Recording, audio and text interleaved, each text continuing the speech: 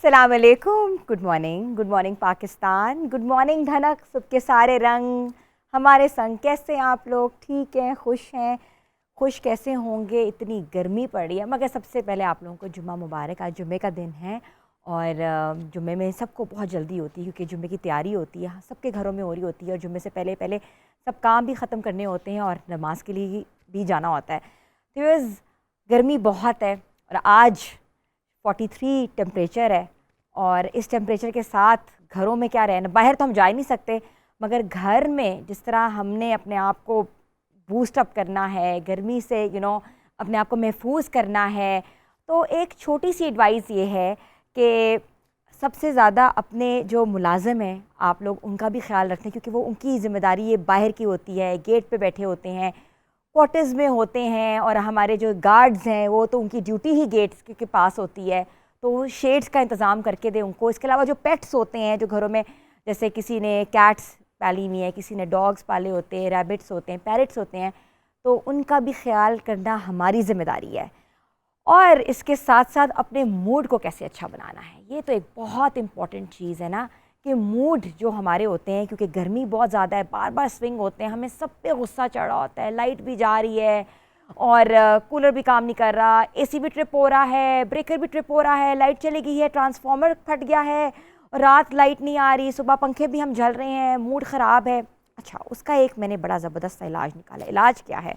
अब आप कहेंगे इलाज मैंने निकाला। इलाज ये है कि कुछ रिसर्च के मुताबिक ये कहा जाता है, अगर आप चॉकलेट 200 ग्राम से 300 ग्राम्स तक कंज्यूम कर लें पूरे दिन में, तो उससे ना सिर्फ आपका मूड बेहतर होता है बल्कि उसके बहुत से फ़ायदे हैं। अच्छा, वो फ़ायदे मैंने लिखे हैं। फ़ायदे क्या हैं? वो ब्लड प्रेशर को कम करता है।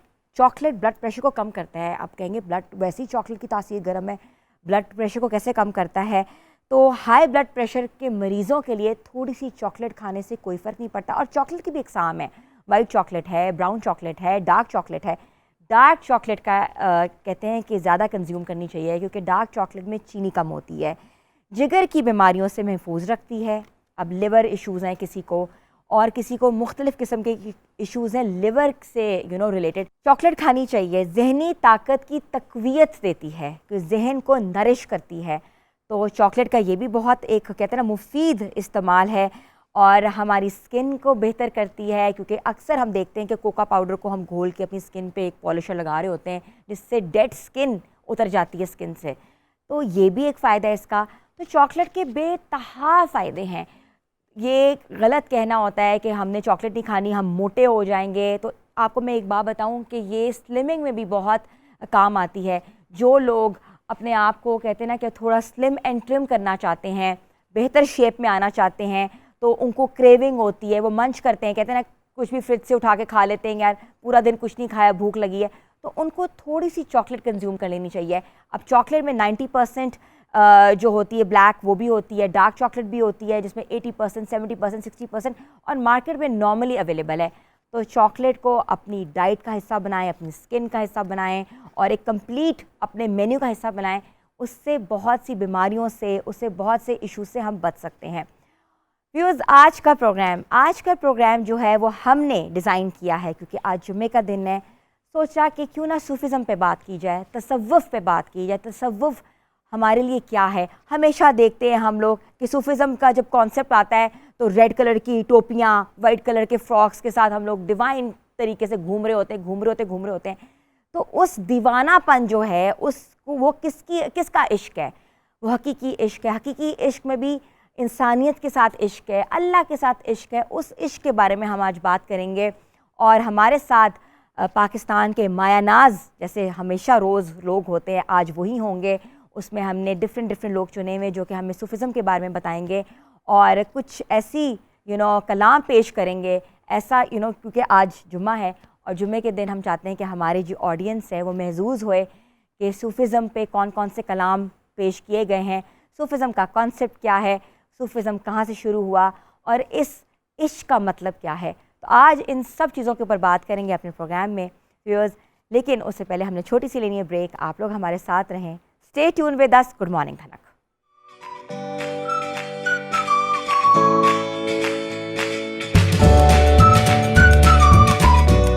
तो व्यूअर्स, इसके अलावा सूफिज़म पे तो हम बात करेंगे और सूफिज़म के बारे में बताएंगे आपको, मगर जो हमारा एक स्पेशल सेगमेंट है विमेन एंटरप्रेन्योर का, ऐसी ख़वातीन जो दिन दुगनी रात चुगनी मेहनत करके एक जगह पहुंची हुई हैं, उनके मसले क्या हैं, उनके मसाइल क्या हैं, वो किस किस मुश्किलात से और किन किन वजूहात से गुज़री हैं, और आज किन वजूहात की बिना पे वो कोई ऐसा काम कर रही हैं जो कि वाकई बहुत डिफरेंट है और अपने बच्चे और अपना घर पाल रही हैं।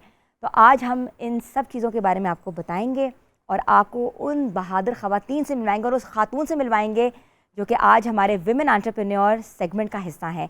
तो व्यूअर्स, लेनी है यहाँ छोटी सी ब्रेक, आप लोग हमारे साथ रहें। गुड मॉर्निंग धनक।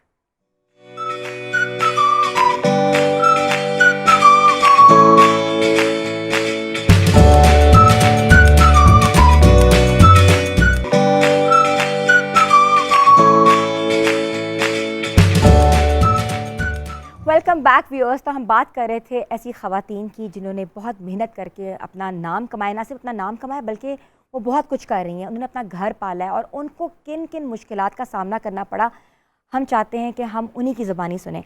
मगर ऐसे हार्डकोर प्रोफेशंस में आगे आना, जैसे कोई ख़वातीन अगर प्रॉपर्टी डीलर बनी हुई हैं तो प्रॉपर्टी का ऐसा एक काम है जो कि कभी किसी औरत के लिए आसान नहीं हुआ, क्योंकि धूप में, मतलब कि बारिश में, किसी भी मौसम में जा के क्लाइंट्स के साथ घर दिखाना, रेंटल पे काम करना और डेवलपमेंट पे काम करना, मतलब कि ईंटें लगाना, घर बनाना, घर को बेचना, ये सब चीज़ें बहुत मुश्किल होती हैं एक, क्योंकि औरत हमेशा से सिनफ़े नाजुक होती है।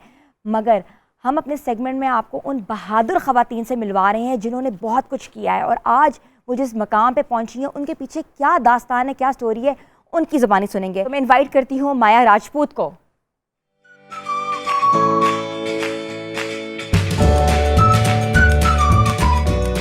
अस्सलाम वालेकुम, कैसी हैं आप? ठीक हैं? बहुत शुक्रिया। थैंक यू फॉर कमिंग और प्लीज़ आप आएँ और बैठें। और आप जैसी ख़वातीन का हमारे शो में आना एक बहुत खुशाइन बात है, क्योंकि हम चाहते हैं कि ऐसी बहादुर ख़वातीन से हम अपनी ऑडियंस को मिलवाएं जिन्होंने बहुत कुछ किया है। माया, जब मैंने आपका प्रोफाइल देखा ना तो मेरे सामने ये आया कि आप प्रॉपर्टी का काम करती हैं और प्रॉपर्टी के बिज़नेस से मुंसलिक हैं आप जी। तो इतना हार्डकोर, इतना रिजिड प्रोफेशन एक ख़ातून के लिए, it wasn't a tough for you? शुरू में थोड़ा टफ था, लेकिन अब यूज्ड हो चुके हैं। अच्छा, मुझे बताएं कि क्या वजह थी कि आपने प्रॉपर्टी का काम चूज़ किया? मिस इनफैक्ट आज से 4 साल पहले मैं कैंसर सर्वाइवर हूँ। 4 साल पहले मुझे कैंसर स्टार्ट हुआ था और उसके बाद कुछ ऐसी प्रॉब्लम्स बने कि कहीं जॉब्स नहीं मिलती, तो बजाय इसके कि कोई गलत वे मैं इख्तियार करती, तो मैंने यही काम बेटर समझा, क्योंकि इसमें कोई प्रॉपर टाइम नहीं देना पड़ता, घर के 2-3 चक्कर भी लग जाते हैं आराम से, और मच बेटर है ये बाकी कामों की निस्बत। तो आप थोड़ा सा बताएं कि आपकी शादी कब हुई, आपके कितने बच्चे हैं? मेरी शादी को करीबन 19 साल हो रहे हैं। मेरे खैर से 5 बच्चे हैं और बच्चों के साथ मैं खुद ही स्ट्रगल करती हूँ। आपके हस्बैंड कहाँ होते हैं? मेरे हस्बैंड हैं, लेकिन बस कुछ प्रॉब्लम्स हैं कि हम लोगों की सेपरेशन ऑफिशियली तो नहीं हुई, लेकिन वैसे हम सेपरेट हैं। आप लोग साथ नहीं रहते? जी नहीं। कितने अरसे से नहीं रहते? तकरीबन 4 साल हो रहे हैं। 4 साल से। जी। और ये आप काम कब से शुरू किया आपने? तकरीबन मुझे 3 साल हो गया काम करते हुए। पहले वो आपको सपोर्ट करते जी, थे? लेकिन अब ज़ाहिर बात है कि एक्सपेंस बढ़ गए हैं, तो फिर मुझे खुद ही। क्या ये कैंसर के बाद उन्होंने आपसे सेपरेशन ली? जी, करीबन। कि उनको जब पता लगा कि आपको कैंसर है तो उन्होंने अपने जी बिल्कुल, अपने रास्ते अलग कर लिए? मतलब कि कैंसर की जब ट्रीटमेंट शुरू की ना, उसके बाद फिर सेपरेशन हुई मेरी। क्या उनमें कोई ह्यूमैनिटी नहीं थी कि मेरी बीवी को कैंसर है और मैं उसका साथ देने की बजाय उससे अलग हो रहा हूँ? हर बंदे का अपना पॉइंट ऑफ व्यू है, उनको बेटर लगा, सेपरेशन होगी। तो आपके लिए क्या इमोशनल ट्रॉमा था उस वक्त के? बच्चे आपके छोटे छोटे हैं, मियाँ आपका आपसे अलग हो गया है और आपको इतनी बड़ी बीमारी है।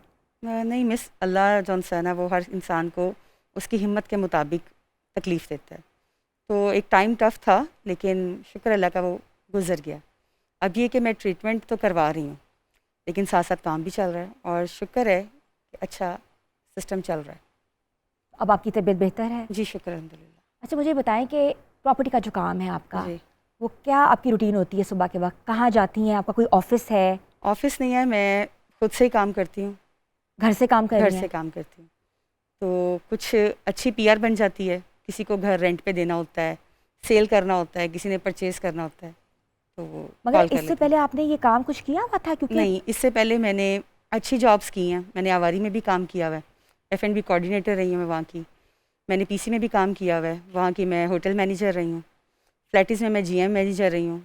ड्राई पोर्ट की मैं एडमिन रही हूँ, जो कस्टम क्लियरेंस का काम था, जो कंटेनर क्लियर होते हैं, वहाँ की भी मैं रही हूँ।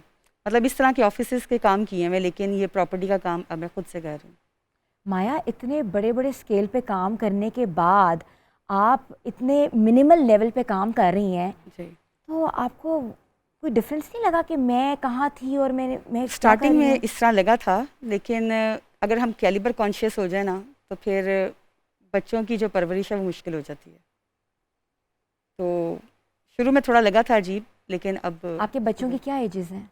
मेरी बड़ी बेटी करीबन 14 साल की है, हम्म, और फिर एक 11 साल की बेटी है, 9 साल का एक बेटा है, हम्म। 8 साल की एक बेटी और एक 6 साल का बेटा है। फादर सपोर्ट करते हैं अभी तक उनको? नहीं, अब नहीं। कुछ नहीं करते? नहीं, आपको उनकी कोई मेंटेनेंस नहीं मिलती? नहीं। और ना ही हमने क्लेम करने की कभी कोशिश की। मुझे थोड़ा सा ये बताएं कि जो आपका काम है, प्रॉपर्टी का काम है, जैसे बच्चे आपके स्कूल में पढ़ रहे होंगे जी, बिल्कुल। डेफिनेटली, तो आप क्लाइंट्स के साथ कितने बजे निकलती हैं, कैसे आती हैं, कैसे जाती हैं? ट्रांसपोर्ट आप कौन सी इस्तेमाल करती हैं? आप ड्राइव करती हैं? नहीं, मैं कोई राइड नहीं लेती, कोई कुछ नहीं, मैं पैदल काम करती हूँ। और सुबह मैक्सिमम 12 बजे तक मैं घर से चली जाती हूँ। फिर 1-2 बजे मैं वापस घर आती हूँ, 2 ढाई बजे, 3 बजे तक। फिर दोबारा आप निकल पैदल जाती हूँ। जाती हैं? जी, मैं पैदल जाती हूँ। आप अगर आपने कहीं दूर जाना हो तो आप वो कैसे भी मैं जाती हैं? पैदल ही जाती हूँ। तो कितने किलोमीटर आप वॉक करती हैं? मैं यहाँ से वादत रोड तक, मजंग से वादत रोड तक ईज़िली चली जाती आप हूँ। पैदल जाती हैं? जी, बिल्कुल। तो कोई रिश्तेदार, कोई नहीं, फैमिली मेम्बर, कोई किसी नहीं ने है। कभी नहीं कहा कि आप इंस्टॉलमेंट्स पे गाड़ी ले लें या आप कोई हमारी ट्रांसपोर्टेशन यूज़ कर लें? आपके 5 बच्चे हैं, आप उनको पाल रही हैं। नहीं, ना मेरे पेरेंट्स हैं, ना मेरे लॉज़ हैं। मैं अपने पेरेंट्स की एक ही बेटी थी, और लॉज़ का मेरे हस्बैंड एक ही थे। तो ना मेरे आगे पीछे कोई है, और बस इसी तरह है। आप अपने ओन पे सारा कुछ कर जी, रही हैं। बिल्कुल। तो आप अपना बताएं, रूटीन बता रही थी कि प्रॉपर्टी के अंदर आप किस तरह क्लाइंट्स को घर दिखाती हैं जी, रेंट्स के घर ऊपर? दिखाती हूँ रेंट्स पे। कुछ अंडर कंस्ट्रक्शंस होते हैं, जिन्होंने इंस्टॉलमेंट पे लेना हो वो, जिन्होंने रेंट पे लेना हो, जिन्होंने परचेज़ करना हो, वो दिखाती हूँ। तो क्या ये आपकी पीआर बनी हुई थी? क्योंकि लोग आपको कैसे कांटेक्ट करेंगे? जिसकी पीआर नहीं होती उनको कैसे पता लगेगा कि आप काम कर रही हैं? नहीं, पीआर बनाने में भी काफ़ी टाइम लगा, बता रही हूँ 3 साल हो रहे हैं काम करते हुए, तो अब जाके थोड़ी बहुत पीआर बेटर हुई है। शुरू-शुरू में तो बड़ी मुश्किल थी, तो जान पहचान वाले मिल गए, तो उनसे बात की कि मैं ये काम स्टार्ट कर रही हूँ, मुझे सपोर्ट करें। तो अब तो मच बेटर है। अच्छा, ये तो हमारी सोसाइटी का एक अलमिया भी है कि जहाँ खातून काम करती हैं वहाँ मसले मसाइल होते जी, ही हैं। खैर, बिल्कुल। ये कहीं पूरी दुनिया में ही ऐसा चल रहा है, लेकिन आपका जो प्रोफेशन है बहुत मेल ओरिएंटेड प्रोफेशन है। जी, बिल्कुल। ज़्यादा ताल्लुक आपको ज़्यादा उनसे बिल्कुल, मेल्स इंटरेक्ट के करना साथ पड़ता होता है। है। तो आपको कभी कोई प्रॉब्लम हुई हो? नहीं, कोई कोई कभी कुछ नहीं, कोई कुछ नहीं। प्रॉब्लम हुई ऐसी? आप नॉर्मली बिल्कुल। आप माशाल्लाह पर्देदार हैं जी, बिल्कुल। और आप पर्दे में ही रहती हैं। बिल्कुल ऐसे ही। तो आज तक मुझे, मेरा नहीं ख़्याल किसी ने मुझे देखा होगा कि मैं कैसी हूँ, तो मुझे कभी कोई प्रॉब्लम नहीं हुई। मैं रात 9:30-10 बजे तक काम करती हूँ, सुबह 12 से 10 घंटे में काम करती हूँ। तो आज तक शुक्र है कि कोई प्रॉब्लम नहीं हुई। और आपका जो काम उस तरह का है कि लोग तो फ़ोन पे फ़ोन करते जी, होंगे, तो बिल्कुल। फ़ोन पे तो आपको पता ही अक्सर कोई ऐसे मैसेजेस आ जाते हैं जहाँ पता लग रहा है, ख़वातीन की आवाज़ भी सुनते हैं तो लोग बार बार डायल करते हैं फ़ोन कि हम बिल्कुल। आवाज़ ही बार बार हम सुन लें। जी, बिल्कुल। तो ऐसा कोई चीज़ आपके साथ हुई हो? नहीं, नहीं, ऐसा कोई इश्यू नहीं है। अगर कोई, हरासमेंट कभी कोई किसी नहीं, तरह कुछ की नहीं, नहीं हुई? कुछ भी नहीं। शुक्र है कि अब तक जितने लोग मिले हैं, बहुत अच्छे मिले हैं, और ऐसा कोई प्रॉब्लम नहीं हुआ मेरे साथ। अच्छा माया, ये बड़ा पर्सनल क्वेश्चन है, मगर हम चाहते हैं कि ऑडियंस, क्योंकि आप एक रोल मॉडल हैं ऑडियंस के लिए, जो ख़वातीन बैठी आपको देख रही हैं वो भी कुछ ना कुछ करना चाह रही हैं, तो उनके लिए एक आइडिया ही है फ्लोट हुआ है कि प्रॉपर्टी में के काम में भी ख़वातीन आ गए हैं। तो आप कितना महीने में कमा लेती हैं? मिस, ये डिपेंड करता है सीज़न पे। अब गर्मी होती है ना, तो सीज़न होता है, उसमें बेटर होता है, लेकिन सर्दी वगैरह हो, बरसात में काम नहीं चलता। नहीं चलता? नहीं तो चलता। तब फिर आप क्या करती हैं? तब फिर अल्लाह के और हमारे मामलात होते हैं, अल्लाह पे फिर छोड़ दिया जाता है। मगर इतनी अर्निंग हो जाती है कि आपके ऑफ नहीं, सीजन में इतनी नहीं आप होती, उसको इतनी रिकवर नहीं कर लें? होती, क्योंकि अक्सर लोग, बेसिकली हमारा काम होता है कमीशन का। अक्सर लोग कमीशन नहीं देते। बाज़ जगहों पे होता है कि जो डीलर्स होते हैं वो एक दूसरे की जो प्रॉपर्टीज़ वगैरह होती हैं उनको खुद रेंट आउट कर देते हैं, सेल कर देते हैं, उसमें फिर थोड़ी प्रॉब्लम्स आती हैं, लेकिन इतनी अर्निंग नहीं होती कि हम ऑफ सीज़न आराम से बैठ सकें। फिर उसके अंदर और तोड़ फोड़ कर करनी पड़ती है। तो आपका जो घर है वो अपना है? नहीं, मेरा रेंट पे घर है। आप जब निकलती हैं रात 10 बजे आती हैं तो पीछे बच्चों को कौन मैनेज करता है? स्कूल से कैसे आते हैं? होमवर्क कौन कराता है? स्कूल से खुद ही आते हैं, घर के पास ही स्कूल है, उधर ही डाला हुआ है। होमवर्क्स वगैरह के लिए उनको एकेडमी ज्वाइन की है, वो खुद करते हैं। बड़ी बेटी करीबन सबको मैनेज कर लेती है, तो इसलिए थोड़ा सा मैं सेटिस्फाइड होती हूँ कि पीछे कोई मसला नहीं होगा। और आप अपना काम आराम मैं से अपना कर काम लेती कर हैं? लेती ख़वातीन इस काम में जो आती हैं जी। प्रॉपर्टी के कामों में, तो अक्सर ये कहा जाता है कि ये काम थोड़ा सा, हमेशा से एक हूँ। ये बहुत नोशन है टफ होता है। कि ये काम ठीक नहीं है, यहाँ सारा फ्रॉड होता है और ख़वातीन को आगे लगाया जाता है ताकि ख़वातीन घेर सकें क्लाइंट्स को। बिल्कुल, ये नोशन दिया बिल्कुल, जाता है। बिल्कुल। तो आप क्या समझती हैं कि ये कहना ठीक है? नहीं, ये बहुत गलत है। हर इंसान जो घर से बाहर निकलता है उसके कोई प्रॉब्लम्स होते हैं। ज़रूरी नहीं है कि हर बंदा फ्रॉड हो। होते हैं, ये नहीं कि कोई सब बिल्कुल ठीक होते हैं, होते भी हैं। लेकिन ये कॉन्सेप्ट टोटली गलत है, ऐसा बिल्कुल भी नहीं है। जो घर से बाहर निकलता है, अपने शौक़ को तो कोई बाहर नहीं निकलता कि सड़कों पे गर्मी में फिरता रहे। किसी ना किसी के कोई ना कोई प्रॉब्लम्स होते हैं जिसकी वजह से वो घर से बाहर आता है। तो आपने ये नहीं कभी सोचा कि मैं शादी कर लूँ आगे? मैं किसी का साथ ज़रूरी होता है हर नहीं। उम्र में, अकेलापन गुजारना इट्स नॉट पॉसिबल। जहाँ इतने माशाल्लाह बच्चे हैं उनको पालना, कब तक आप स्ट्रगल करती रहेंगी? नहीं, शादी वगैरह का तो कोई ऐसा इरादा नहीं है मेरा, और ना ही अब वो सिचुएशन है। इंशाल्लाह ताला इरादा यही है कि 4-5 साल तक मैं अपने बच्चों की शादियाँ शुरू करूँ। तो साथ की कोई बात नहीं है, जब अल्लाह साथ होता है ना तो फिर किसी चीज़ की ज़रूरत नहीं रहती इंसान को, वो बेहतर सबब बनाता है। आपके बच्चे जिन एजेस में हैं, जी। फादर को तो मिस करते होंगे? नहीं, मेरे साथ काफ़ी ज़्यादा अटैचमेंट है, तो कोई इतना नहीं है। मैं मिल फ़ादर ही हूँ, मैं ही मदर हूँ। और वो मिलते भी नहीं है बच्चों से? नहीं, 4 साल से वो नहीं मिले। जी नहीं। इसका ये मतलब हुआ कि एक खातून जो कि बीमारी में है और जिनको एक बीमारी हुई है, तो उनसे आप अपने रास्ता अलग कर लो। जिस तरह मैं आपकी बातों से मुझे जो आई कैन एक्सट्रैक्ट दैट कि आप बीमार हुई तो उन्होंने अपना रास्ता अलग कर लिया और आप पे सारा रिस्पॉन्सिबिलिटी डाल दी। जी बिल्कुल। तो आपकी जो शादी थी वो फैमिली में हुई थी? नहीं, आउट ऑफ फैमिली थी। आउट ऑफ फैमिली थी। तो आपने अपने फादर पेरेंट्स से रजामंदी से शादी की जी थी? बिल्कुल। उनकी रजामंदी से शादी की थी? अरेंज मैरिज थी? जी, अरेंज मैरिज थी। अरेंज मैरिज थी। ठीक है, मतलब कि ये कहना मुझे कि मुझे कहते कि कुछ चीज़ें डाइजेस्ट ही नहीं हो पाती जी कि बिल्कुल। ऐसे भी चीज़ें हो सकती हैं किसी के साथ। तो आपके पेरेंट्स भी नहीं हैं जी। और आपके कोई बहन भाई हैं? नहीं, कोई भी नहीं। कोई भी नहीं है। ससुराल में भी कोई नहीं है? नहीं, कोई नहीं। आप अकेली तनहा हैं जो जी सब कुछ बिल्कुल। देख रही हैं। तो आपकी जो ट्रीटमेंट हुई थी उसका इलाज किसने कराया, कैसे हुआ? वो तो बहुत महंगा इलाज होगा। गवर्नमेंट लेवल पे हुआ था, अनमोल हॉस्पिटल से, वो इजीली हो गया था। और बच्चे आपके साथ होते थे जी, मेरे साथ ही। जब आपका इलाज हो रहा जी, था? तब भी मेरे साथ ही थे, और बच्चों की ही सपोर्ट पे काफ़ी तकलीफ़ थे। ये ट्रीटमेंट होता है स्पेशली कीमोथेरेपी? उसके अंदर जो बाल तो उतरते हैं, साथ नेल्स वगैरह, काफ़ी चीज़ें डिस्टर्ब करती हैं वो, लेकिन उसमें भी बहुत सपोर्टिव थे बच्चे मेरे। तब छोटे काफ़ी थे लेकिन फिर भी मेरे साथ थे। कीमोथेरेपी में जब आप वापस घर आती थी तो बच्चे देख के परेशान थोड़ा होते थे। परेशान हो जाते होंगे, जी बिल्कुल। इमोशनल हो जाते होंगे। I am sure about it. बाल उतर के, नेल्स उतर के, क्योंकि ये तो देखा है जी बिल्कुल। कैंसर सर्वाइवर पेशेंट्स के साथ। तो कोई ऐसा मोमेंट आपको याद हो बच्चों के साथ जो आपको लिए बहुत सरप्राइजिंग हो? जब फर्स्ट कीमो लगी थी ना तो काफ़ी कंडीशन ख़राब हुई थी मेरी, और मुझे खुद फील हो रहा था कि मेरा बचना मुश्किल है। तो मेरी बेटी ने मुझे कहा था कि मम्मा छोड़ के नहीं जाना, और कोई नहीं है। ये एक अजीब सी मोमेंट थी जिसने मुझे हिम्मत भी दी और खड़ा भी किया। मैंने कहा बेटा मैं कहीं नहीं जा रही, मैं हॉस्पिटल जाती हूँ, वापस आऊँगी। और शुक्र है तब से अब तक 4 साल से अभी चल रहा आपका है। ट्रीटमेंट अभी चल रहा है। चल रहा है? जी, अभी तो मज़ीद 5 साल चलेगा। स्टिल चल रहा है आपका जी। ट्रीटमेंट? और अभी मज़ीद 5 साल ट्रीटमेंट जी। चलेगा? क्योंकि जो कैंसर है इसकी कहीं ना कहीं कोई ना कोई रूट रह जाती है। तो कोशिश तो यही है कि ये 10 साल के अंदर, इसका वैसे प्रॉपर ट्रीटमेंट 10 साल का ही होता है, कि 10 साल के अंदर ये टोटल ख़त्म हो जाए। तो आपको कैंसर रीअकर हुआ था, जी। वापस आया था? नहीं, कैंसर मुझे स्टार्ट हुआ था, लेकिन बाद में कैंसर मेरी यूट्रस में चला गया था। तो बेसिकली ब्रेस्ट कैंसर था, फिर वो यूट्रस में चला गया था, फिर यूट्रस रिमूव करवानी पड़ी थी मुझे।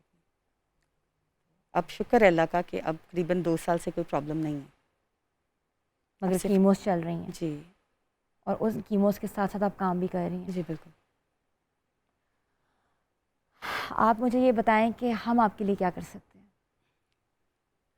कोई मतलब अपील आप करना चाह रही हो, या होते हैं ना कि मेरी ख्वाहिश ये है, या there is lot of things जो इंसान सोचता है। बस आई विश कि मैं इतना कर लूँ कि बच्चों को मेरे बाद कोई प्रॉब्लम ना हो।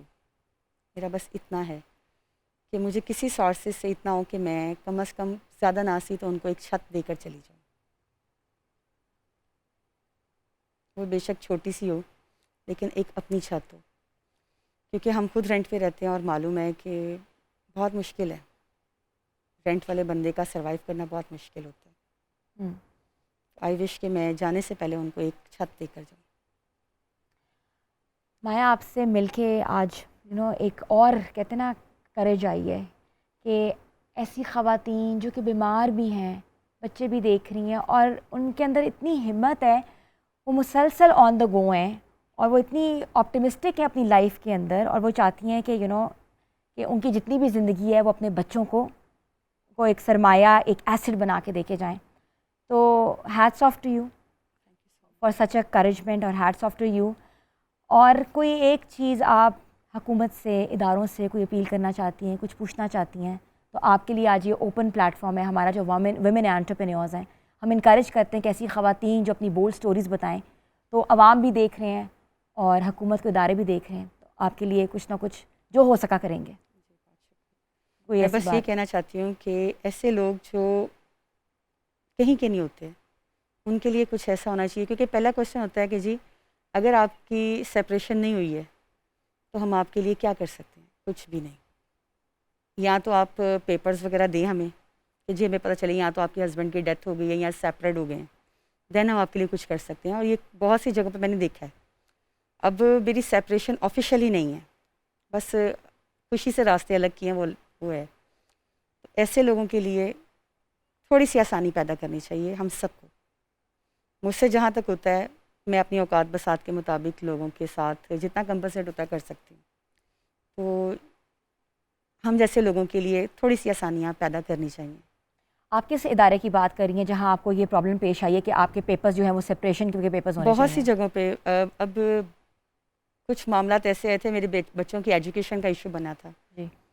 तो उन्होंने यही कहा था कि जी हम जो ये बच्चों की जो एजुकेशन के वज़ाइफ वगैरह देते हैं, वो दैट कंडीशन ही देते हैं कि या तो बच्चे यतीम हों या उनके फादर्स के साथ सेपरेशन हो गई हो। तो काफ़ी स्ट्रगल के बाद भी तो बच्चों की एजुकेशन की तरफ से आपने मुझे क्यों नहीं रिलीफ नहीं मिला। सेपरेशन के पेपर्स फाइल किए? क्योंकि बेसिकली मेरी ऑफिशियल डिवोर्स हुई नहीं अभी तक। हुई भी है? नहीं हुई। नहीं हुई भी? जी। बस गुज़ारा मुश्किल था, वो अलग और मैं अलग, बस इतना ही है। नहीं, अगर आप अपनी डिवोर्स फाइल करती हैं जिससे आपको आगे फ़ायदा है तो क्यों नहीं करती? वैसे भी तो आपके साथ नहीं रह रहे। ना रह रही हूँ, लेकिन एक डिवोर्स वर्ड आपको मालूम है कि फ़ीमेल्स के लिए एटलीस्ट इस सोसाइटी के अंदर कोई अच्छा तो नहीं है। इतना बाहिम्मत काम कर रही हैं आप, जहाँ आपने अपना इलाज खुद कराया, बच्चे खुद पाल रही हैं, आपने इतना हार्डकोर प्रोफेशन अडॉप्ट किया, तो ये अगर आपके सर के ऊपर एक तमगा मिल जाता है तो इससे क्या फ़र्क पड़ता है? आगे इनफैक्ट 3 बेटियाँ हैं मेरी।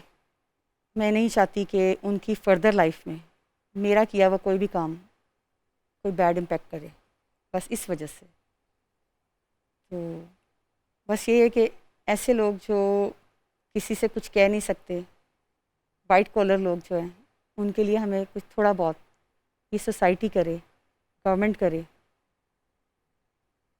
बजाय कि ख़वातीन नेगेटिविटी की तरफ जाएं, गलत रास्ते इख्तियार करें, तो बेटर है कि उनके लिए कुछ ऐसा किया जाए कि जो गलत ना हो। आपका बहुत बहुत शुक्रिया माया राजपूत साहिबा, हमारे शो में आप आई हैं, हमारे वुमेन एंटरप्रेन्योर के सेगमेंट में आप बिल्कुल फॉल इन करती हैं। और व्यूअर्स, ऐसी ख़वातीन जो कि अपना रास्ता सही रस्तों में अपना लेके चलना चाहती हैं, और वो ये चाहती हैं कि गवर्नमेंट उनके लिए कोई ऐसी रिलीफ प्रोवाइड करे जहाँ से उनके बच्चों की एजुकेशन एटलीस्ट कवर हो सके और ख़ुद वो बीमार रहें और अपने सारे फाइनेंसेस को लेके आगे जा रही हैं। और जिस तरह बीमारी के साथ साथ वो काम कर रही हैं, तो हमारा तो दिल चाहता है हम ऐसी ख़वातीन को सलूट करें, और वो सलूट के काबिल हैं और माशरे के लिए एक बहुत बड़ी मिसाल है। तो ये तो था हमारा वुमेन एंटरप्रेन्योर का सेगमेंट। आई एम श्योर आप लोग जिसको जो भी इश्यूज़ हैं, हमारा ये जो सेगमेंट है वुमेन एंटरप्रेन्योर्स का, ये आप लोगों के लिए। आप लोग हमारे नंबर पे कॉल करें और हमारे शो का हिस्सा बने। तो लेनी या छोटी सी ब्रेक, आप लोग हमारे साथ रहें। गुड मॉर्निंग धनक।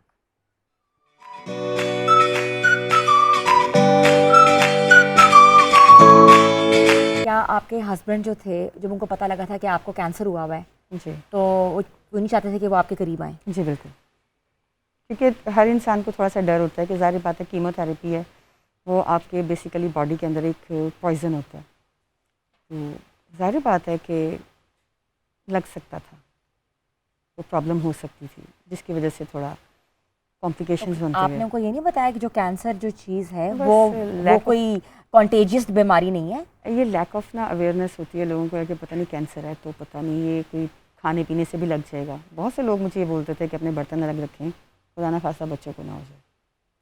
तो इस वजह से ये नहीं कि जाहिल इंसान था, MBA होल्डर है मेरे हस्बैंड, लेकिन बस उसका बस कुछ ऐसा ही था कि कोई प्रॉब्लम हो सकती है सेपरेशन में।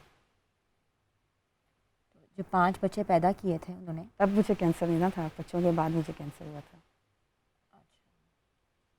बच्चे पैदा करवा लिए, उसके बाद आपको कैंसर हो गया, तो कहते जाओ। बस ऐसे ही।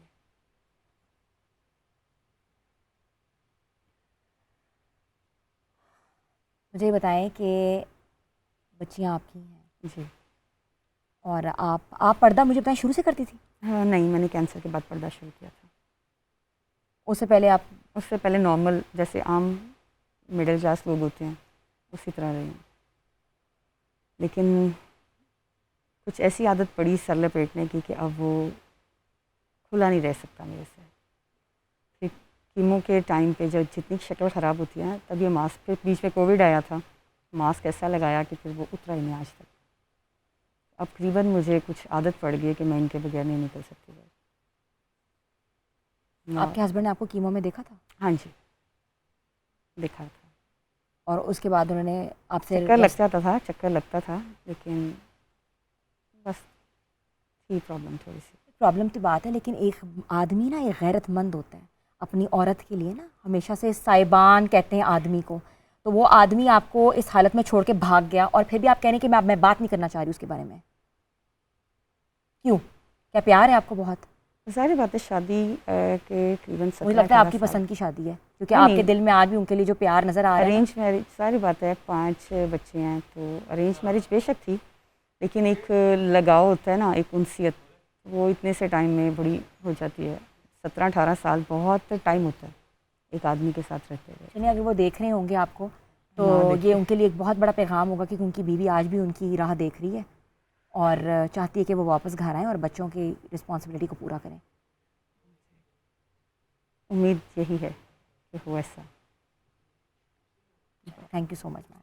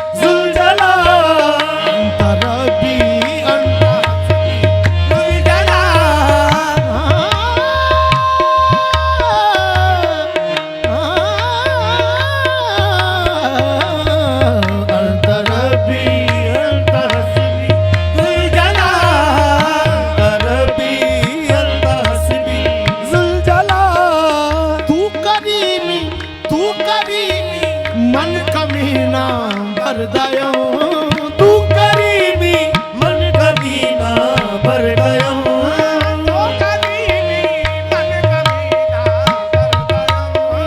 लेके अज लुत्फे शुमा परवर दयो लेके अज लुत्फे शुमा परवर दयो लेके अज लुत्फे शुमा परवर दयो लेके अज लुत्फे शुमा परवर दयो सैयदो सैयदो सैयदो सरवर मोहम्मद नूरे जहां सैयदो सरवर मोहम्मद नूरे जहां सैयदो सरवर नूरे जहां सैयदो सरवर मोहम्मद नूरे जहां सैयदो सैयदो सैयदो मेरे कमली वाले सैयदो मेरे कमली वाले सैयदो मेरे कमली वाले सैयदो मेरे कमली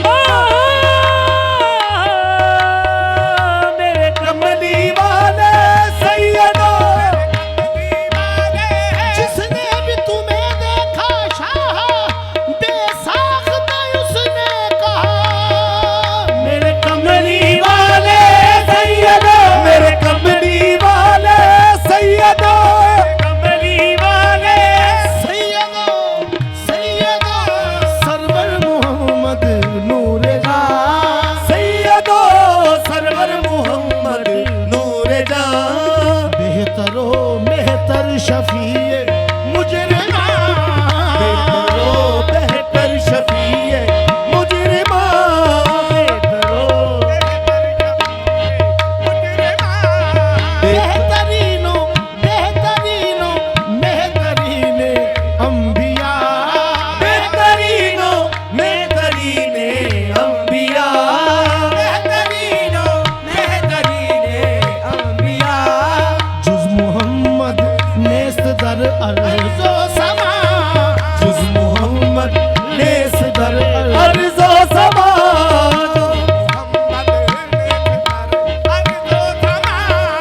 पीरे कामिल सूरते ज़िल्ले इला पीरे कामिल सूरते ज़िल्ले इला पीरे कामिल सूरते ज़िल्ले इला पीरे कामिल सूरते ज़िल्ले इला पीरे कामिल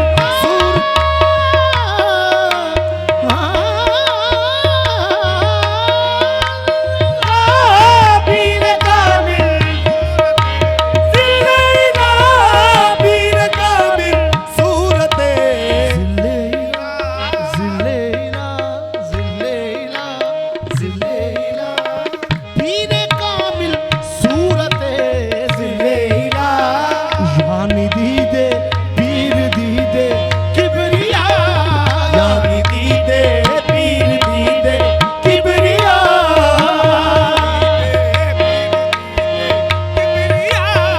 दीदे पीर दीदे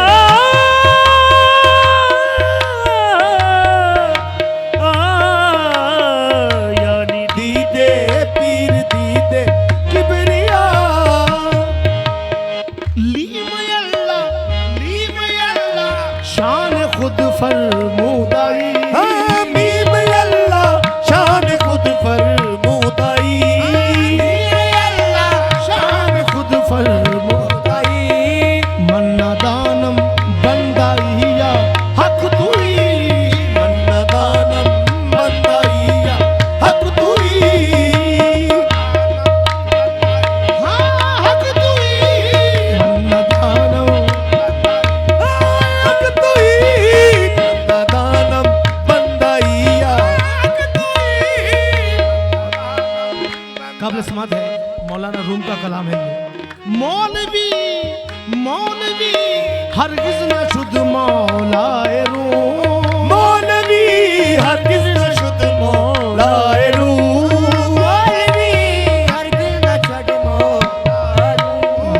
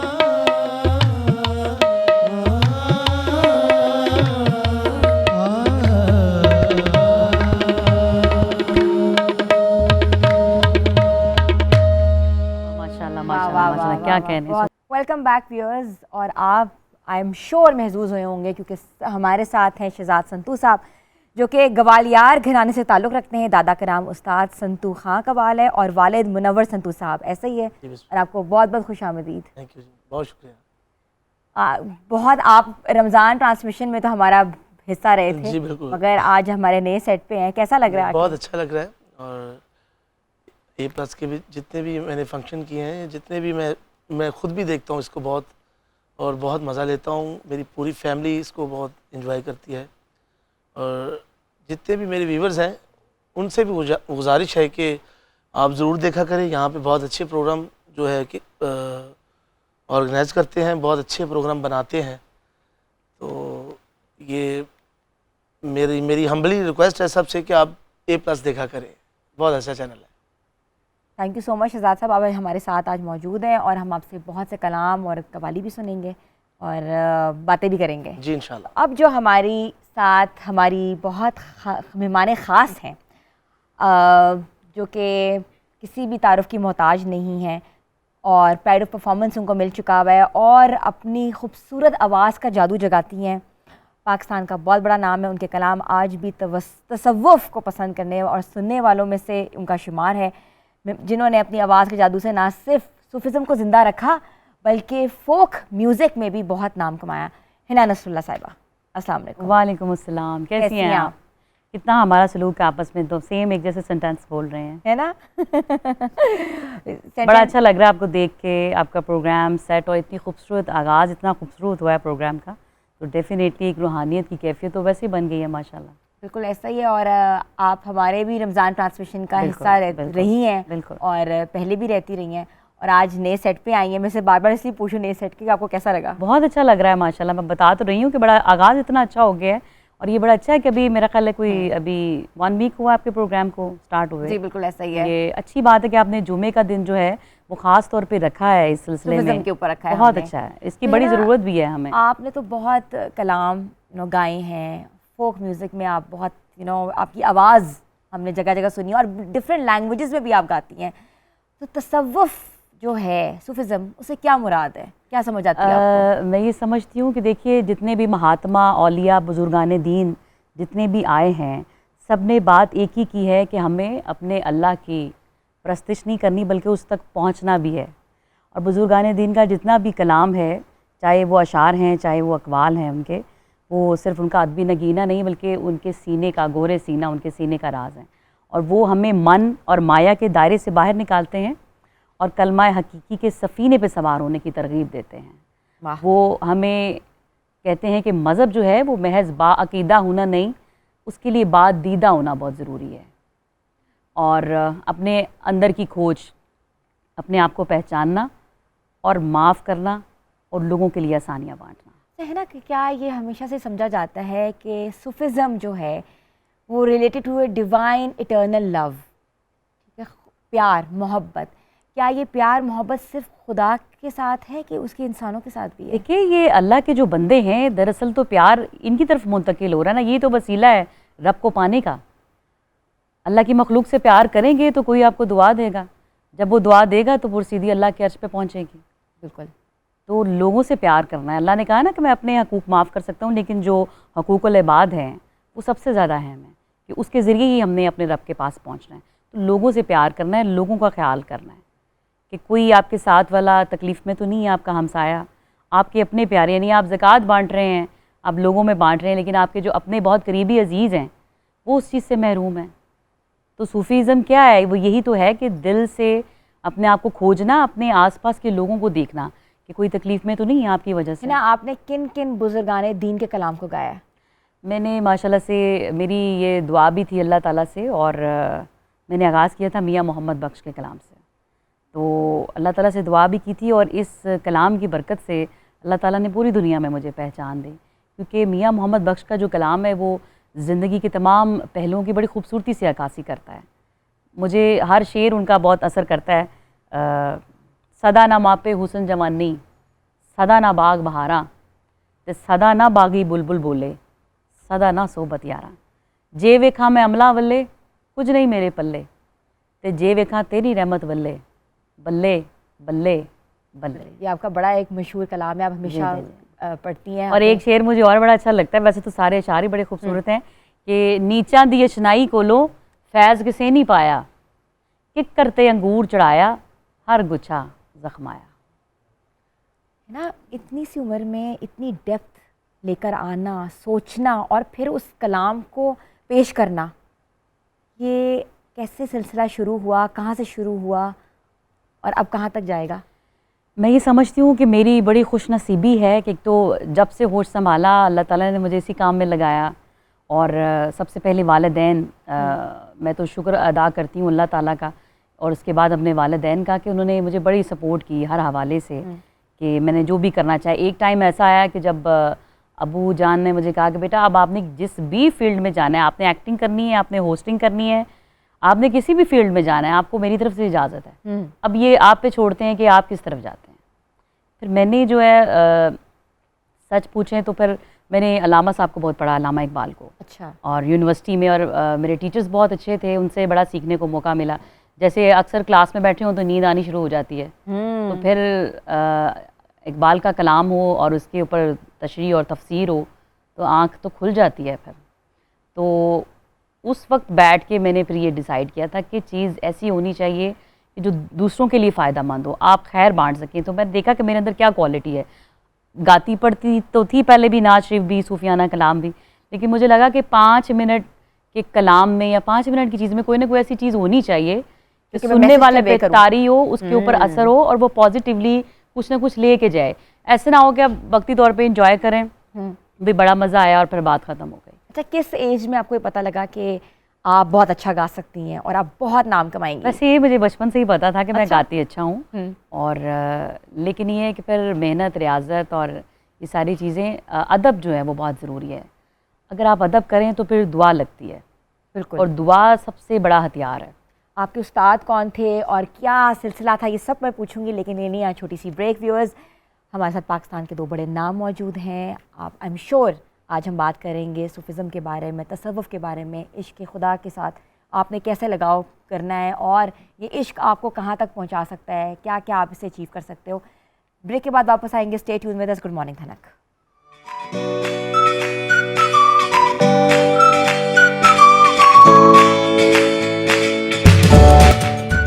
आपको एक बार फिर से हम खुशामदीद कहते हैं, और आज हमारे साथ 2 बड़े नाम हैं, हिना नसरुल्लाह साहिबा, शहजाद संतू साहब। इन दोनों की आवाज़ अपनी अपनी जगह बेमिसाल है, एक कवाली में तो एक फोक म्यूज़िक में, और मुख्तलिफ़ ज़बानों में गाना सबसे मुश्किल काम होता है जब आप किसी और का डायलेक्ट जो है वो कॉपी करते हो और वो आप फिर पेश करते हो।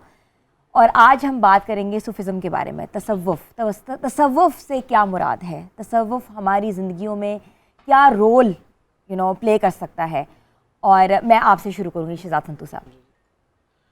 तसव्वुफ़ एक बहुत अहम चीज़ है जो रब से मिलाती है, बेशक बेशक, जो खुदा ताला से कनेक्शन करता है। बिल्कुल, ये वो तसव्वुफ़ का रिश्ता है, तसव्वुफ़ की बात है जो हम आउट ऑफ कंट्री में जाके भी, ये बेसिक एक मैसेज है तसव्वुफ़ में, अमन का, प्यार का, और आगे बढ़ के एक दूसरे को सहारा देना, और किसी को मसलन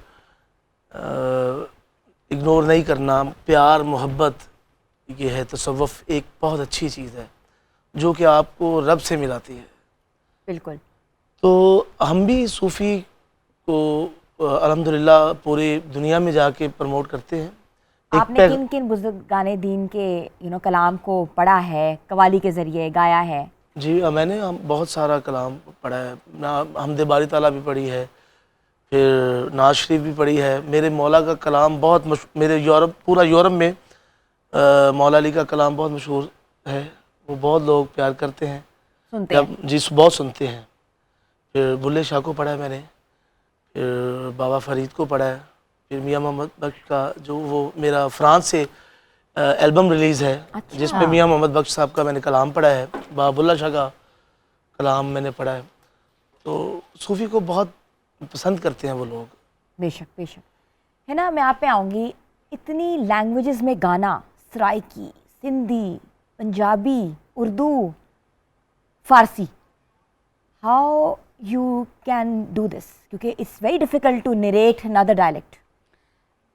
उसके लिए सबसे पहले उस कलाम को समझना पड़ता है, उसके एक एक हर्फ को, हर चीज़ को समझना पड़ता है और उसको खुद पर तारी करना पड़ता है और फिर उसको पढ़ा जाता है। तो ये मुश्किल नहीं है, जिस काम से आपको इश्क हो जाता है, प्यार हो जाता है, तो फिर उसके साथ लगाव हो जाता है आपका, तो फिर मज़ा आता है उसको नई नई चीज़ों को, नई ज़ुबान को, नए लफ्ज़ों को जांचने में, परखने में, समझने में और फिर अदा करने में। ये लगन और शौक की बात है। हाँ, सारी लगन की बात है।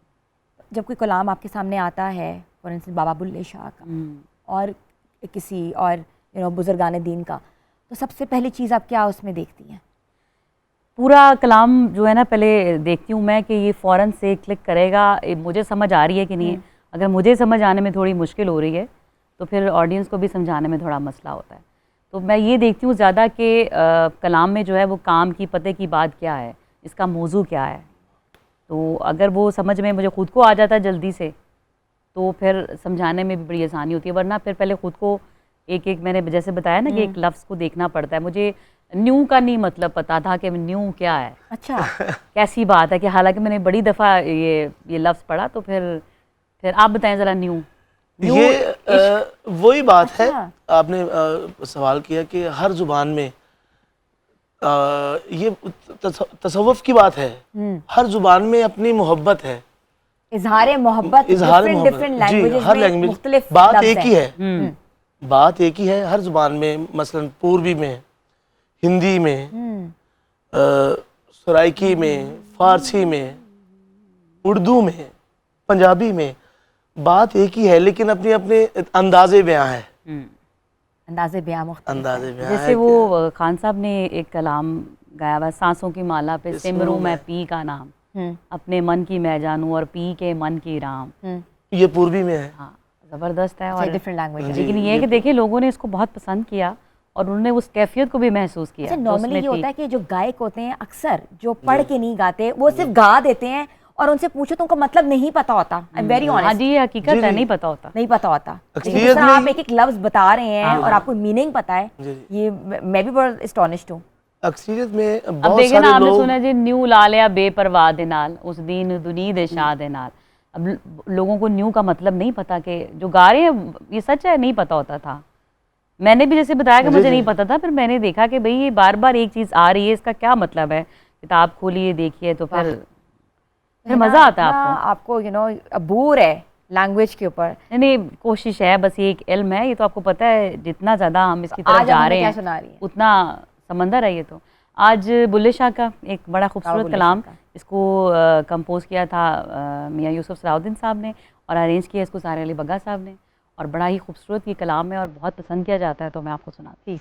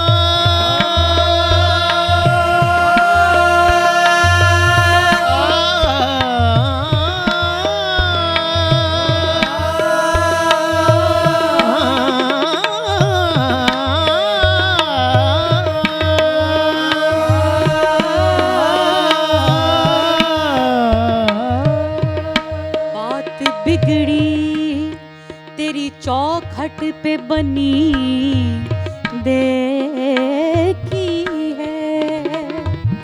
बात बिगड़ी तेरी चौखट पे बनी देखी है। झोली मंगतों की इसी दर पे भरी देखी है। ऐ सबा ये कहना हुजूर से लिल्लाह एक फकीर की दास्तां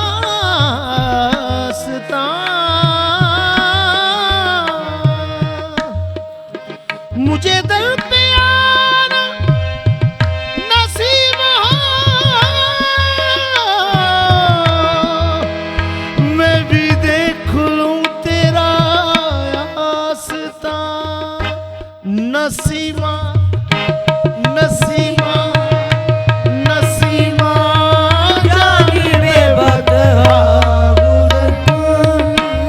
नसीमा जानी बेबदहा गुजर कुल नसीमा जानी बेबदहा गुजर कुल नसीमा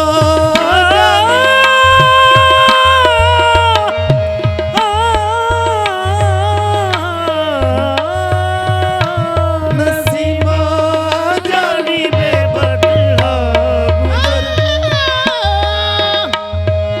ये भी कहना कि ना ताकत है ना उठते हैं कदम। नसीमा जानी बेबदहा गुजर कुल नसीमा जानी बेबदहा गुजर कुल नसीमा जानी नसीमा जानी बेबदहा गुजर कुल नसीमा जानी बेबदहा गुजर कुल नसीमा जानी बेबदहा गुजर कुल से अहवाल मोहम्मद रा खबर से अहवाल मोहम्मद रा खबर से अहवाल खबर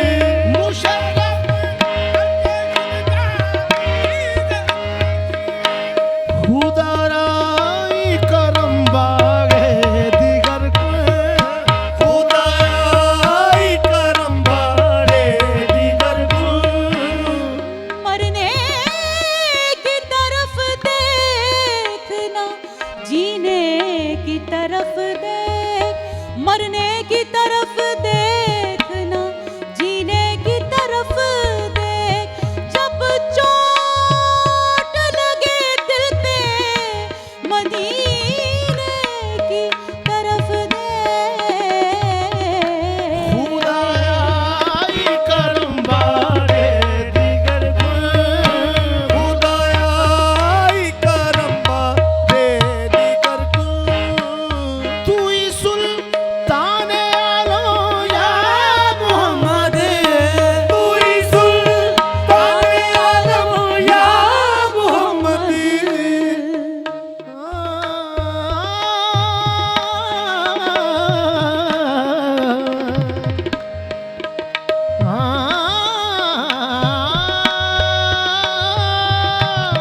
तू ही सुल्तान आलम या मोहम्मद, तू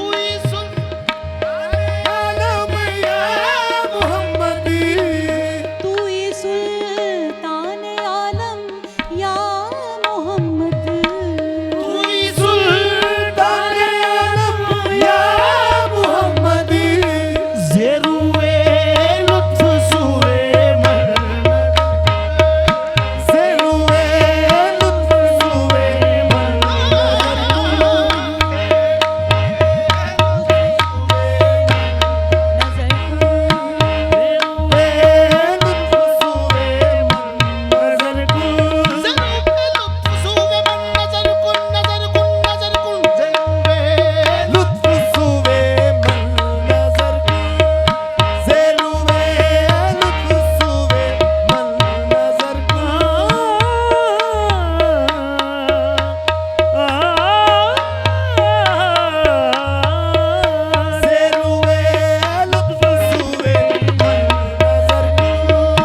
बाबूरी जाने मुश्ताक हूँ तेरा जान, बाबूरी जाने मुश्ताक हूँ तेरा जान।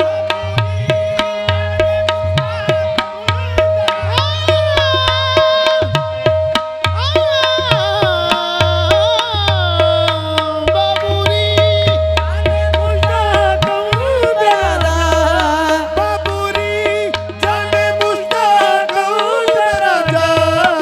फिदाए रोज़ाए खैरुल बशर कुल, फिदाए रोज़ाए खैरुल बशर कुल, फिदाए रोज़ाए खैरुल बशर कुल, फिदाए रोज़ाए खैरुल बशर कुल, खैरुल बशर कुल, खैरुल बशर कुल, खैरुल बशर कुल, खैरुल बशर कुल।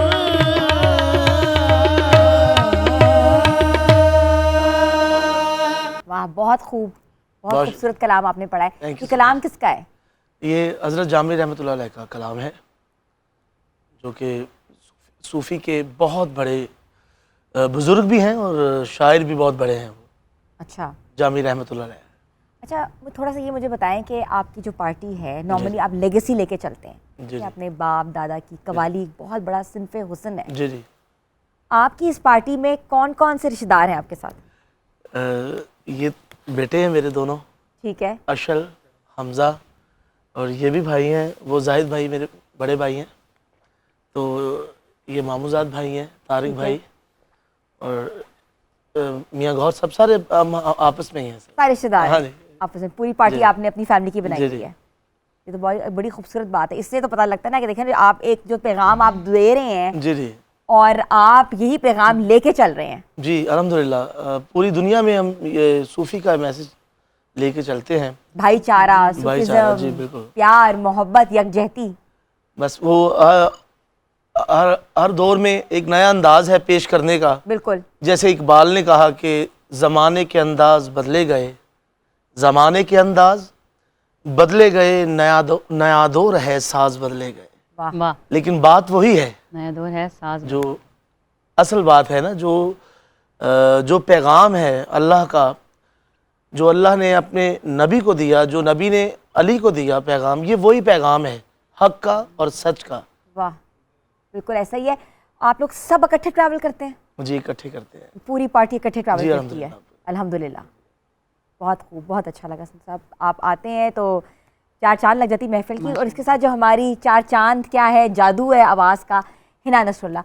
हिना, हमने हमेशा से देखा है कि सूफिज़्म का जो कॉन्सेप्ट दिया जाता है वो ये होता है कि डिवाइन इटर्नल लव, वो रेड टोपियाँ, वाइट फ्रॉक्स और वो कहते हैं ना कि दीवानापन, तो उसको आप कैसे लेती हैं?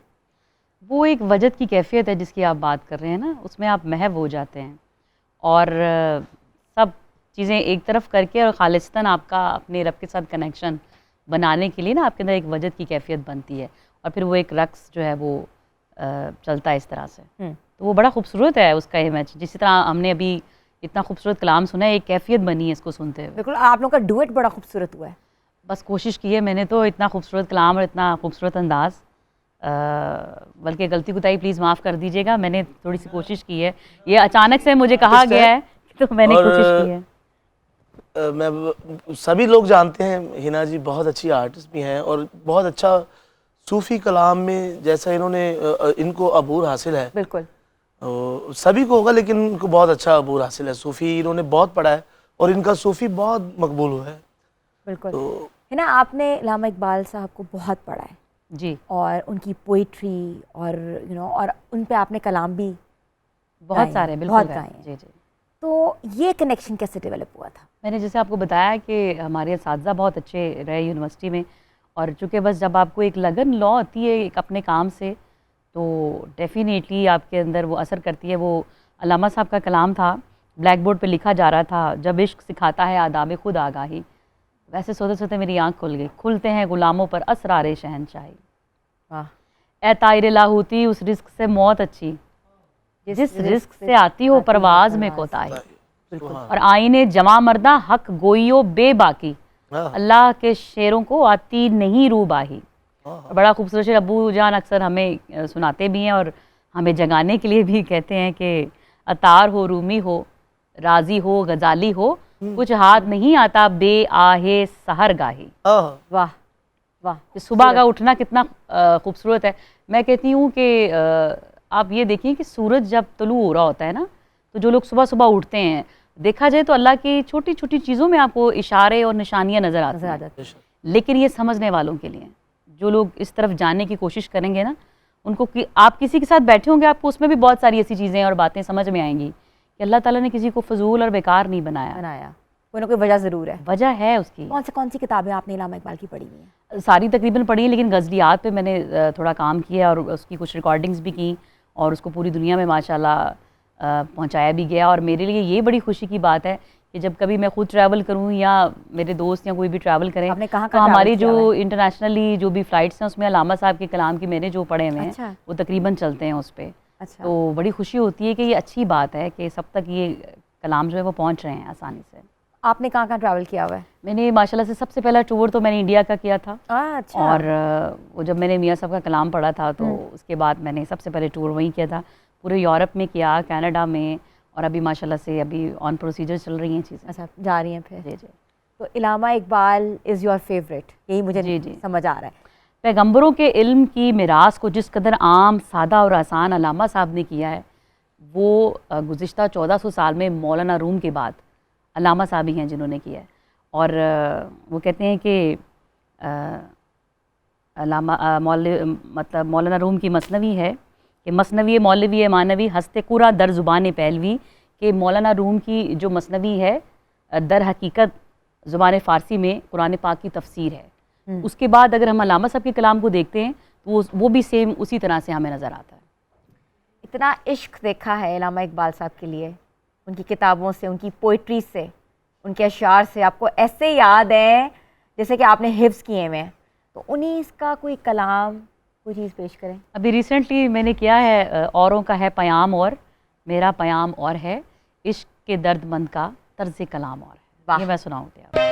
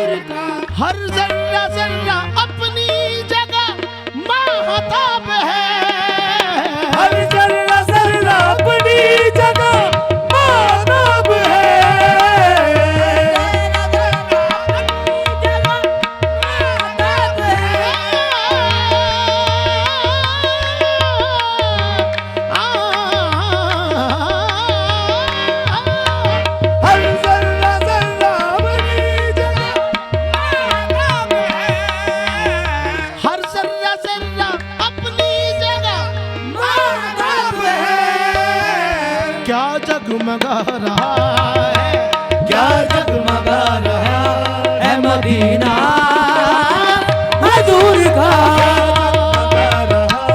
है मदीना हजूर का।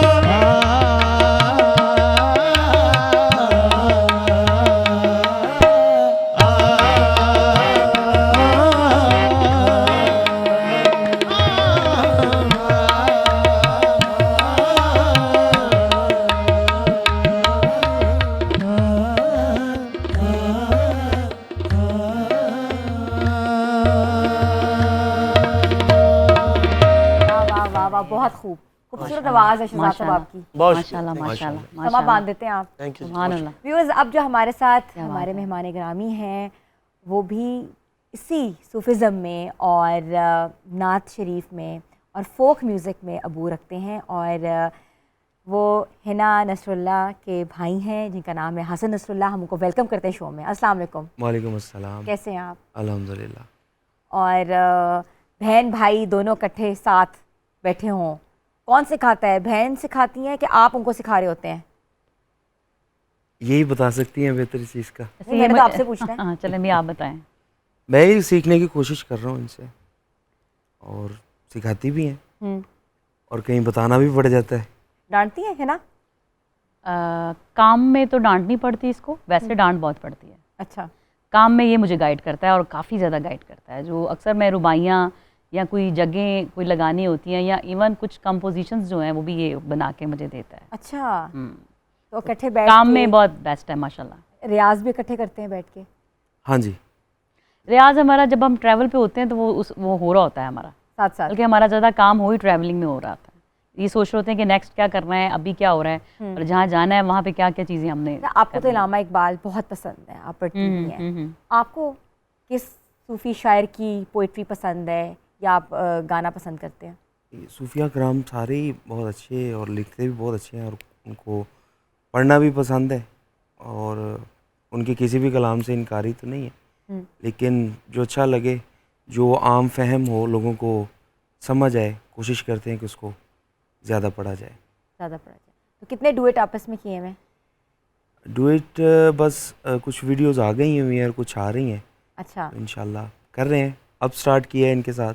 पहले अलग करते थे? पहले ये बैक पे था। हाँ बैक पे था, मुझे हमेशा गाइड करता था। आई थॉट कि नहीं आपको मेरे साथ बैठना चाहिए, स्टेज पे भी और वैसे भी। इनकी टोटल मैनेजमेंट हाँ। ये वो सारी मेरे लेकिन पास फिर बैक पे था। हाँ, लेकिन अब ये है कि हमने बहुत सारी चीज़ें इकट्ठी की हैं और अभी आ रही हैं इंशाल्लाह। ईद से पहले भी एक खूबसूरत कलाम इंशाल्लाह आएगा।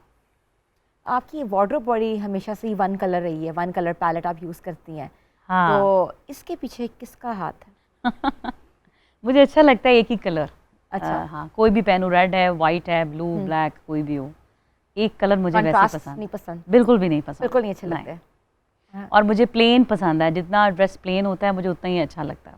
तो खुद डिज़ाइन करती हैं? खुद तो डिज़ाइन नहीं करती, लेकिन ये है कि आपको भी बड़ी बार बोला है कि मेरे लिए कुछ 2-4 अच्छे से जोड़े बना दें, और मैं आपने अभी design तक नहीं बनाए। नहीं करूँगी, बिल्कुल करूँगी। अब आपने भी देखी एक ही कलर पहना, अच्छा नहीं लग रहा माशाल्लाह? एलिगेंस आती है एक वन कलर में। हाँ, बहुत खूबसूरत लग रहा है माशाल्लाह। Thank you so much. और बहन भाई इकट्ठे जब काम करते हैं तो किसी बात पे तकरार हुई आज तक? नहीं, काम के हवाले से नहीं हुई, वैसे तो वैसे जो क्या हुई है, मैं जानना रहती चाह है रही जो हूँ। आम जो रूटीन बहन भाइयों की होती है। होती है। काम नहीं। के हवाले से नहीं है कोई। लेट घर क्यों आ रहे हो, टाइम नहीं। कहाँ दे रहे हो? नहीं, इसकी अच्छी बात ये है कि माशाल्लाह से माशाल्लाह, अल्लाह ताला इसको नज़र बद से बचाए। ये बहुत बाअदब है, बात में बहुत माशाल्लाह से। मैं समझती हूँ कि पेरेंट्स तो करते हैं आपको सपोर्ट, लेकिन चूँकि मैं जब ट्रैवल करती हूँ, काम करती हूँ, तो इसकी बहुत ज़्यादा मुझे सपोर्ट होती है हर हवाले से। सम टाइम बंदा थक जाता है या बंदा अपसेट होता है किसी चीज़ से, या हमने कलाम कोई ऐसा सोचा हुआ होता है, तो फिर इसकी बैक मुझे पूरी पीछे से होती अम्मी है। के करीब कौन है सबसे ज़्यादा? अल्लाह, ये तुम ही बेहतर बता सकती नहीं, हैं। पता ही होता है भाई अम्मी के करीब कौन है, बहन भाइयों को पता होता है। जाहिर सी हिना बात, की हंसी से पता लग रहा है हिना है। अब एक है तो जाहिर सी बात वो करीब आप लोग है। कितने बहन भाई हैं? माशाल्लाह 4 भाई हैं और मैं इकलौती हूँ। तो चारों के चारों म्यूज़िक से वाबस्ता है? नहीं, चारों नहीं है। बड़े भाई जो हैं वो तो माशाल्लाह नात से वाबस्ता हैं और माशाल्लाह उनका बड़ा मकाम है नात के हवाले से, लिखते भी बहुत अच्छा है वो। अच्छा। और उनकी नात बड़ी मशहूर हुई है, हुजूर जानते हैं, जो उन्होंने लिखी है। हुजूर जानते हैं, बिल्कुल हाँ। बिल्कुल। और लेकिन आप अम्मी के करीब कह रहे हैं तो बड़े भाई ज़्यादा हैं, अच्छा, क्योंकि वो बहुत ओबीडियंट बच्चे हैं अम्मा अब्बा के। हम ज़रा थोड़े से कम हैं। अम्मी भी इधर ही बैठी हुई सुन रही होंगी, बाद में पूछेंगी देखो मुझे तो सबसे ज़्यादा प्यारी तुम लगती थी, लेकिन तुमने कह दिया भाई। नहीं नहीं, ये हकीकत है और सबको पता है। अच्छा, हाँ, और फिर तीसरे भाई क्या करते हैं? बाकी सब अपने अपने प्रोफेशंस में हैं माशाल्लाह अच्छा, से। लेकिन आप तीनों जो हैं वो हम हैं इस फील्ड से, नात बिल्कुल में काम और से। हमदे बारी ताला में सूफीज़्म और ये मुंसलिक हैं। सब जी चीज़ें। जी जी, बिल्कुल। तो बातें हमने मज़ीद भी करनी है और आपसे सुनना भी है, डुएट सुनेंगे, मगर लेनी है छोटी सी ब्रेक के बाद वापस आएंगे। Stay tune with us. Good morning धनक।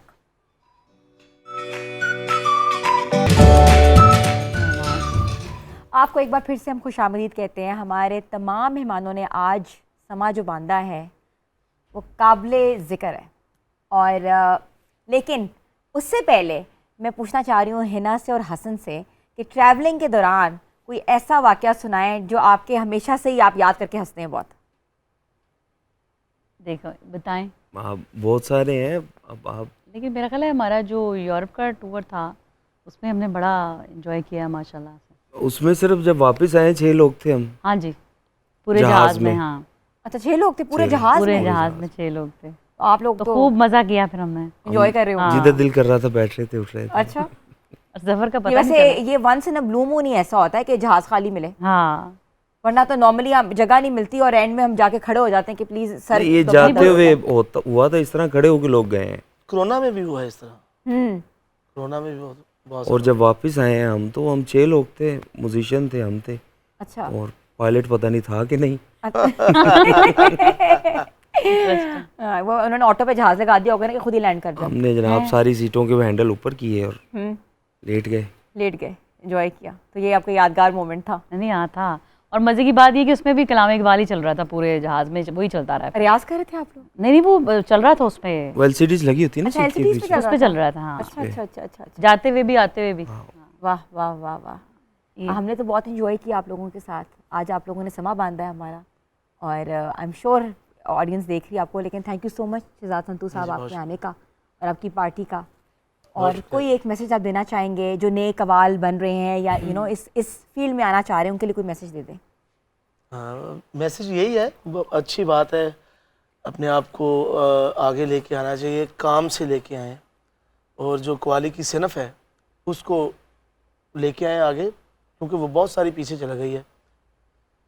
जो असल कवाली का जो रूप है, जो असल कवाली की बेस है, वो सीखें और उसको फॉलो करें, उसको आगे लेके आएँ। वो आपके लिए भी बेहतर है और ऑडियंस के लिए भी, जो सुनने वाले जो मदहा हैं, जो सुनना चाहते हैं, अभी भी ऐसे लोग हैं जो असल कवाली सुनना चाहते हैं, बिल्कुल असल कलाम सुनना चाहते तो हैं। मुझे एक बात बताएं, हर कवाल दूसरे कवाल को ये क्यों कहता है कि ये कवाली सही नहीं है, जो हमारे घराने की कवाली वो सही है, वो कवाली जो है वो उस जॉनरा में नहीं आ रही, ये कवाली इस जॉनरा में आ रही है? ये क्या माजरा है? नहीं, ये बात नहीं है। थीम जो है, वो जो असल बात है, वो तो समाई है। इस सूफ़ी की जो हमारी कवाली का जो हमारा शोबा है, वो असल तो सूफ़ी के साथ मुंसलिक है ना। वो कवाली कॉल से है, मन कुन तो मौला फ़ाज़ अली मौला, इस कॉल से ये कवाली है। तो जो कवाली की सिनफ है वो बुज़ुर्गों की है, बुजुर्गान दीन की है, जो सिलसिला बड़े अच्छे से चल अच्छी रहा है। पोल्ट्री जो पढ़ी गई है, जी, अच्छे अच्छे शायरों का जिक्र अभी हिना जी ने भी बड़े बड़े अच्छे, इकबाल साहब को क्या कहने। हम मेरे कहने का मकसद है कि अच्छा कलाम चूज़ किया करें, अच्छी धुन बनाए उसकी, और अच्छे तरीके से उसको पैगाम पहुंचाएं। पेश किया जाए। बिल्कुल, क्योंकि ये हम लोग पैगाम भेज रहे हैं, बेशक पैगाम सुना रहे हैं। तो हमारा काम है ये कि लोगों तक असल बात जो है, वो हकीकत जो है, वो पहुँचे। सही अंदाज। वाह, बड़ी खूबसूरत बात की आपने। हिना और हसन, आप लोग बताएं कि सूफिज़म, फोक म्यूज़िक और इस जॉनरा के ऊपर बहुत मुश्किल है काम करना, क्योंकि बहुत कम लोग ये जॉनरा सेलेक्ट करते हैं। नॉर्मली तो म्यूज़िक हर तरह का होता है। तो आगे आने वाली नस्लों के लिए ये कैसे हो सकता है कि वो लोग भी इसी नक्शे कदम पे चलें? मेरा ख्याल है कि वो एक एज पीरियड, एक टाइम होता है कि सबको दिल होता है कि हम ये करें जो उनका शौक़ है, लेकिन फिर एट दी एंड जो है वो सूफीज़म की तरफ ही आते हैं। आप देख लें हमारे बहुत सारे आर्टिस्ट हैं जो कि पहले गा रहे थे लेकिन बाद में अब उनको लगा है कि अब हमें सूफीज़म में ही जाना चाहिए, क्योंकि असल जो सुकून है और आपको असल जो आपको रूहानी तौर पर जो चीज़ें कैफियत दे रही है या आप लोगों को दे सकते हैं वो सूफीज़म में ही मिलेगी आपको। और दूसरी बात ये कि वो बड़ी खूबसूरत बात है, सुल्तान बहू का मैं पढ़ रही थी, बस वो कह रहे थे कि खुले सुराख से तो हर कोई निकल जाता है, तो तंग सुराख है ये सूफीज़म जो है हमारा।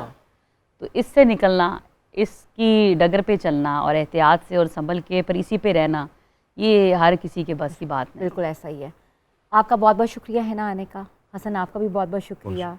शहजाद साहब आपका भी बहुत बहुत शुक्रिया, आप लोग आए और समा बांधा आप लोगों ने और महफिल सजाई। मगर अभी हम आप दोनों को तो जाने नहीं देंगे क्योंकि हम लोग आप लोगों का डुएट सुनना चाहते हैं। तो ना कि बहन भाइयों का जो डुएट है वो कैसा है, मुझे बहुत शौक है आप दोनों को इकट्ठे सुनने का। तो क्या सुनाएंगे? बड़ा अभी खूबसूरत कलाम, वैसे तो मैंने बारहा उसको गाया है लेकिन फिर मैंने हसन के साथ इसको रिकॉर्ड किया। अच्छा। और आई होप कि इंशाल्लाह अच्छा लगेगा सबको। इंशाल्लाह। प्लीज़ जी पेश करते हैं।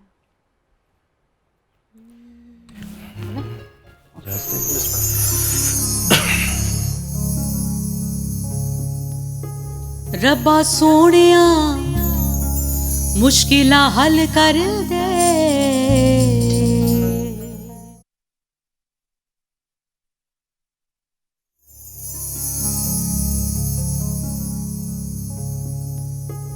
रब्बा सोनिया मुश्किला हल कर दे, रहमत कुल जहाना दा वास्ताई, जिन्ना पाइया बशारतां कुल ददियां,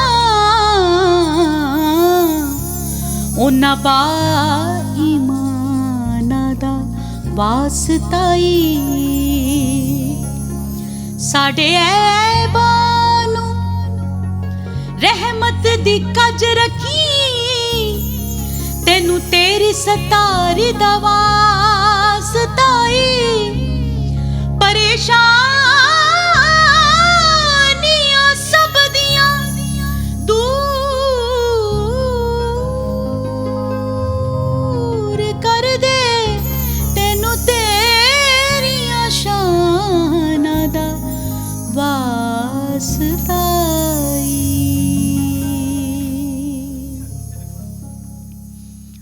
अल्लाहू अल्लाहू अल्लाहू अल्लाहू अल्लाहू, कहना हरदम अल्लाहू, दुख ना कोई गम अल्लाहू, वसदा अंदर अल्लाहू, मस्त कलंदर अल्लाहू, कहना हरदम अल्लाहू, दुख ना कोई गम अल्लाहू, वसदा अंदर अल्लाहू, मस्त कलंदर अल्लाहू, कहना हरदम अल्लाहू, दुख ना कोई गम अल्लाहू, वसदा अंदर अल्लाहू, मस्त कलंदर।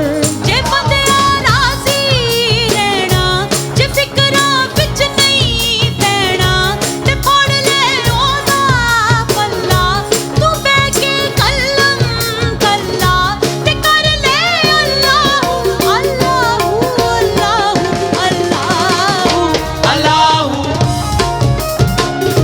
अल्लाहू अल्लाहू अल्लाहू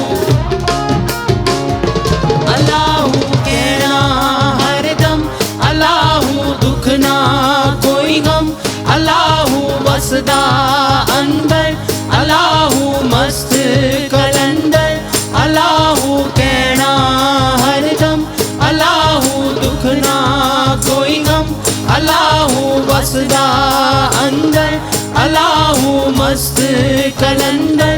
जे बंदिया राज़ी रहना, जे फिकरां विच नहीं पैना, ते फड़ ले ओदा पल्ला, तू बैठ के कलम कल्ला, ते कर ले